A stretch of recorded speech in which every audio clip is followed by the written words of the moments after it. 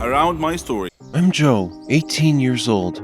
I don't know when and how this year passed, but all I remember, it's the worst year I ever had. I'm the only son of a successful businessman who was always involved in all my decisions. He even sent me to live with my uncle and his children to be in the same school as his partner's daughter Maria. They agreed in the past that we'll get married, and the partnership between them becomes greater than work and interests by being one family. Of course, I refused in the beginning, but as usual, my refusal or my approval was not necessary for him, and although I strongly objected to his decision, the next day I was on the plane. I arrived at my uncle's house very sad, but their welcome made it easy for me. And at school, after I saw Maria, I will not deny I liked her. She's a beautiful girl, and she has all the characteristics that any young man could look for, although I know her since she was a little girl, but I haven't seen her for 3 years. But I had only one obstacle: Marcus, the handsome young man who had a distinguished personality and was very confident in himself. Maria liked him, and they always stayed together at school. At first, I thought they were just friends. After a while, I found him getting closer to her, and Maria almost didn't deal with anyone but him. They always sat together in the school restaurant, and they went out together, and they were always laughing. One day I felt it was over. Marcus took my place, and this is a difficult thing to allow. I had to take a stand, but every time I tried to deal with or get closer to Maria, I felt that she rejected me. When Henry, my cousin, saw Maria and Marcus together in the street, and they were holding each other's hands and were very happy, he came to me and said, "Your chance is over, and you won't be able to attract Maria." Of course, I got nervous and told him, "Who is that, Marcus? Are you kidding? It's impossible for Maria to leave me and be with Marcus." I said it with all arrogance, although I was sure that Maria really loved him and that my chance to reach her heart became impossible unless Marcus was no longer there. At the time, I was thinking about how to get rid of Marcus being around Maria everywhere. Albert told me that I have to act before missing the opportunity. I left them and went to my room thinking, what should I do? Although it was very clear that the handsome German young man, Marcus, with his elegance and charisma, was the one who captured Maria's heart from the moment he came to school, my future and my whole life's success were linked to my relationship with Maria. There was no solution for me except that I try to reach her in any way, whatever. The important thing is I succeed in the end. I got tired of thinking and decided to sleep. As soon as I arrived at school in the morning, I moved quickly and went to talk to her. At first, she was talking like in the days when Marcus was not in our lives. And suddenly, the first time I told her that we are far away and we must be close again, and that she doesn't share anything with us anymore, I found her looking far away. I turned to see what she was looking at. I found Marcus approaching us. I looked at her again to complete my words, but she left me and went without telling me.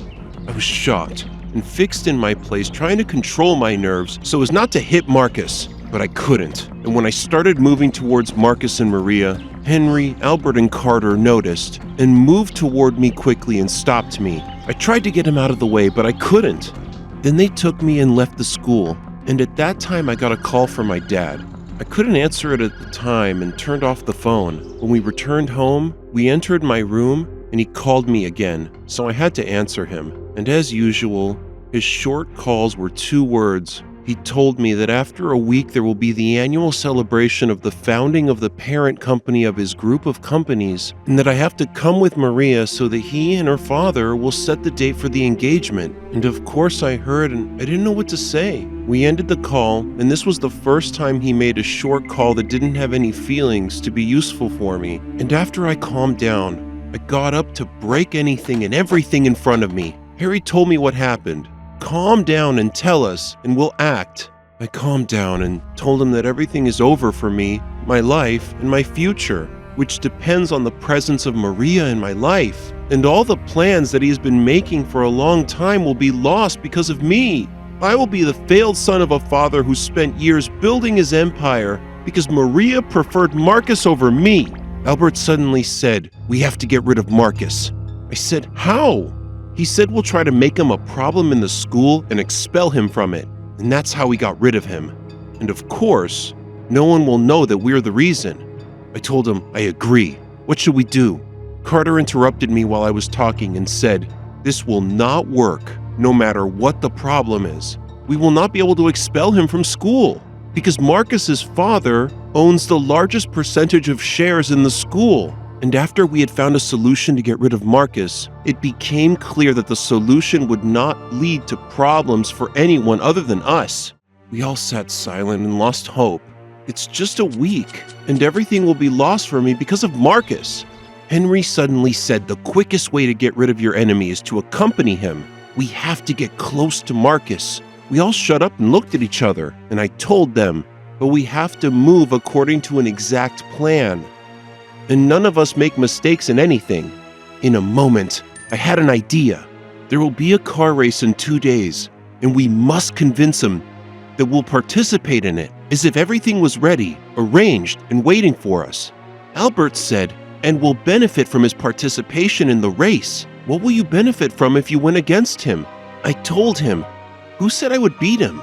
The idea is that we put pills and different types of drugs in Marcus's car on the basis that he deals in them, not just drinks them. And this is the reason he'll be in prison for no less than 10 years. Of course, Maria did not wait for him all this time, and her view of him would be different. And no one objected to the idea, or even his conscience alerted him, even for a moment. But there was a problem. How are we going to put these drugs into his car? This is the hardest point. Albert said there's only one way. We'll tell him about the race tomorrow and tell him we'll all go check and fix our cars, and that he will come to us. And there I will know how to put the pills in a good place in the car." I interrupted him and said, "In the right time before the race starts, we'll report the police, but our movement in the race will be very normal, and I hope no one shows anything about it. We do not want the plan to fail in any way." Indeed, the next day, we met Marcus as soon as we entered the school, and we talked to him. He agreed that he would participate in the race, and we agreed that we would gather after school and go to fix our cars at Albert's shop. Albert's friend. We arrived at Albert's shop.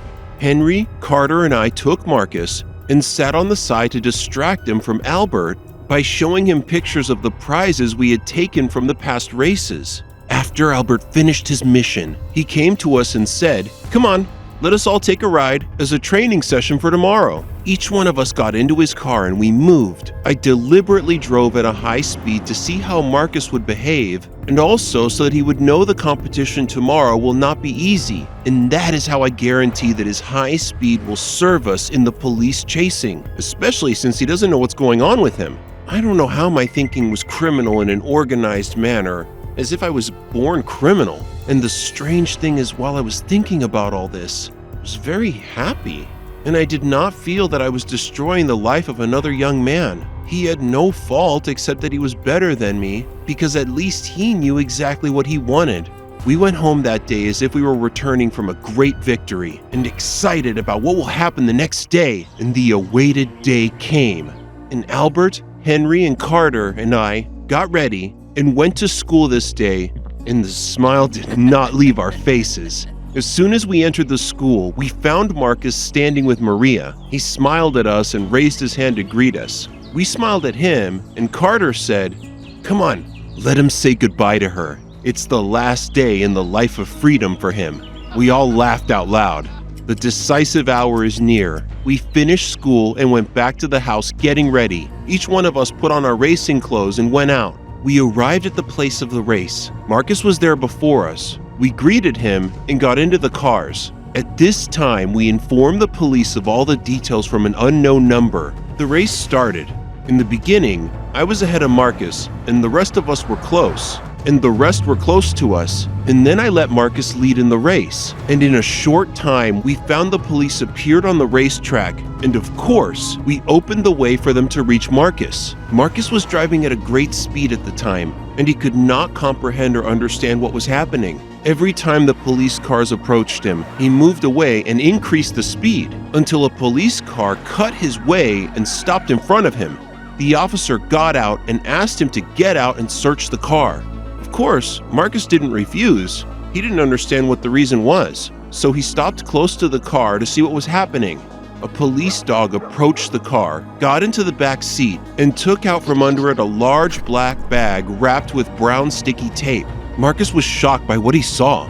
And of course, he realized that this meant imprisonment. So he got into his car at great speed and moved to flee. And of course, the police quickly chased him. My cousins and I were standing at a short distance watching what was happening. And at the time when Marcus escaped, we also walked behind the police to see the last shot of our victory when they arrest Marcus, and that the obstacle between me and Maria no longer existed. The strange thing is that Marcus was driving at a crazy speed, and suddenly, something happened that I didn't expect. In the beginning, I was close to Marcus and the police cars, but because of Marcus's crazy speed, the distance between us became great, but also we kept getting close and seeing what was happening with our eyes. But suddenly we heard a loud explosion. We got a little closer and got out of the cars to see what was going on, and when we looked from our place, we saw a terrible fire swallowing the car.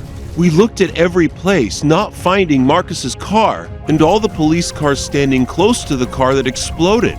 It turned out that Marcus's car went out of the way of the race and turned over more than once, and this was the cause of the explosion. We all thought the same way, but none of us could say what we were thinking. At this time, we heard an officer saying quickly, "Bring the fire extinguishers and control the fire." But it was useless, and I kept screaming and saying, "I'm the reason!" Carter and Henry tried to calm me down, and Albert was not moving from his place. I tried to push them away from me, and I fell to the ground while telling Marcus, "I'm the reason." We all broke down, except for Carter, who was able to control the situation and his feelings. He helped us each get into his car, and we moved after he spoke to Albert so that he would come and take my car and take it back, because I wasn't in any condition that would allow me to drive and go home. We had to move quickly and get away from the scene of the accident before the police saw us to ask us why we were there. We all went home, trembling, not realizing what had happened, and I refused to believe what we saw was true. The idea that I became a murderer. Yes, I did not kill by my hands, but the reason is my greed that led to Marcus running away from something that he had no guilt or relationship with. I'm the one who planned everything. I'm the reason. I'm the reason. I kept screaming and saying that. And suddenly, we heard the doorbell ringing. We were sure it was the police and that we were lost. Henry opened the door. He found Maria collapsed and crying. "Tell me, how could Marcus die? He wasn't going to race with you. What exactly happened there?" And we all stood next to each other and looked at her and cried. Suddenly, I found her approaching me, her eyes full of sadness and anger at the same time, and she was screaming at me, telling me, "Joe, that what happened has nothing to do with you." And of course, I couldn't say anything, and she continued her words, "Tell me this did not happen. How did he die so easily and in this horrible way? I'm not even able to see him and bid him farewell."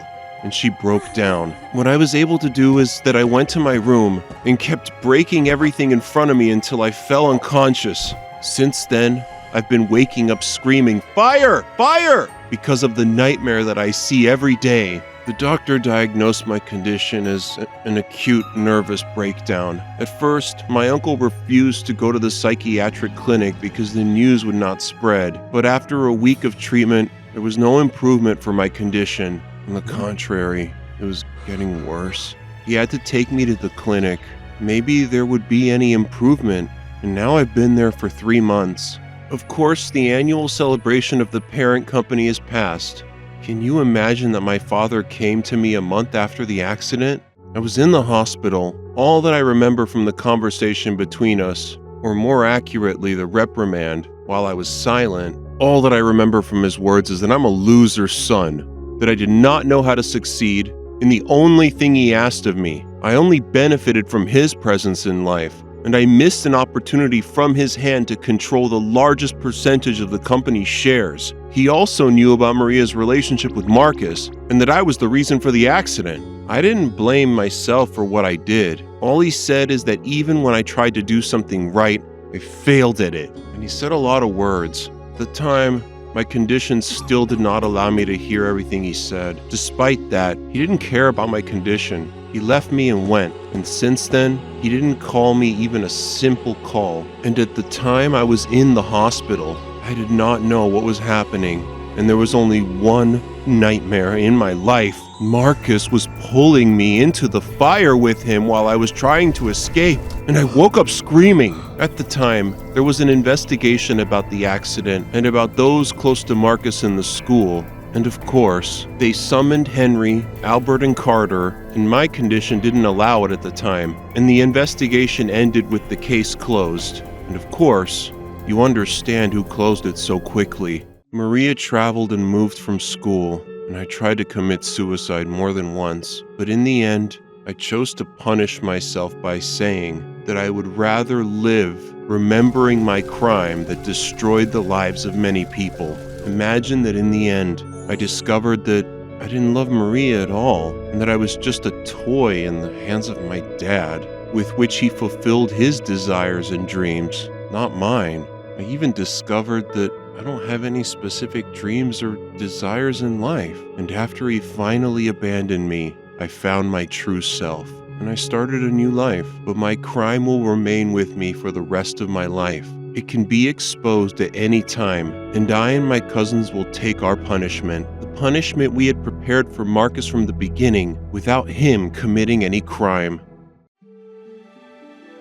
I am Emma, 23 years old. My life seems very normal. A girl has many friends, goes out, and laughs all the time. I wish my life is really normal as everyone, as I was able, with the help and support of my mother, to live a very normal life to a large extent. Lama and Mary are my best friends, and they are the two who know the problem that I suffer from since my childhood.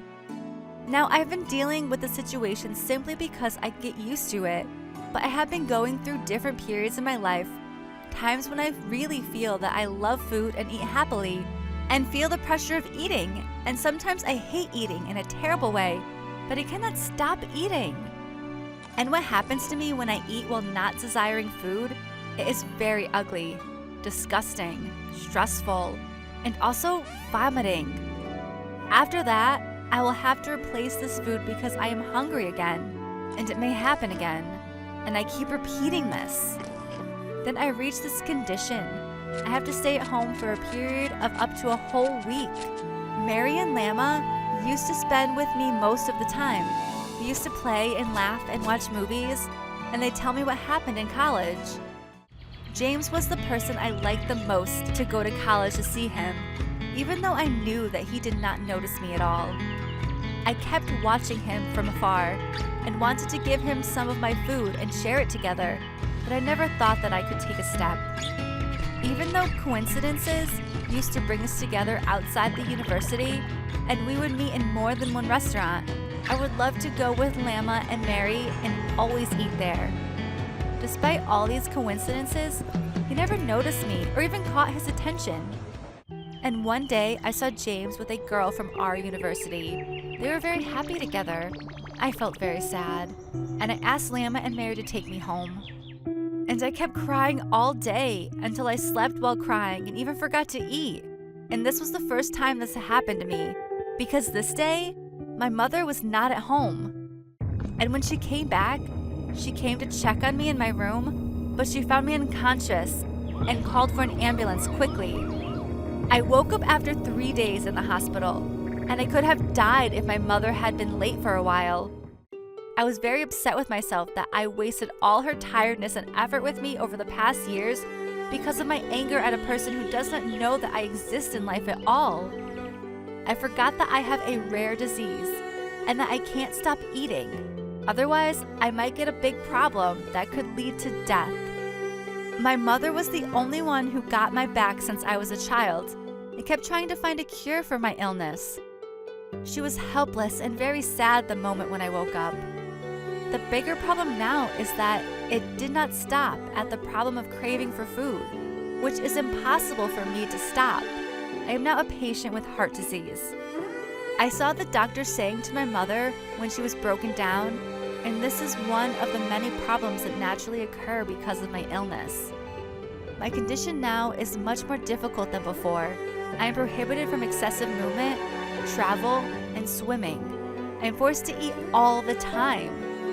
Although food has never caused me a problem with weight, my life has become more difficult and my mother has to take extra care of me. I feel that I've become a very big burden, and that if I died, the lives of all people around me would be easier. So I decided to take an extra dose of heart medication. My plan would have worked if my mother didn't notice that and forgotten about me, even if it was half an hour. Unfortunately, she noticed that my condition was getting worse and took me to the hospital, and they rescued me at the last moment, and I had a new life. Do you think my decision to commit suicide was wrong? Or what is wrong that I continue to live and many people suffer because of me?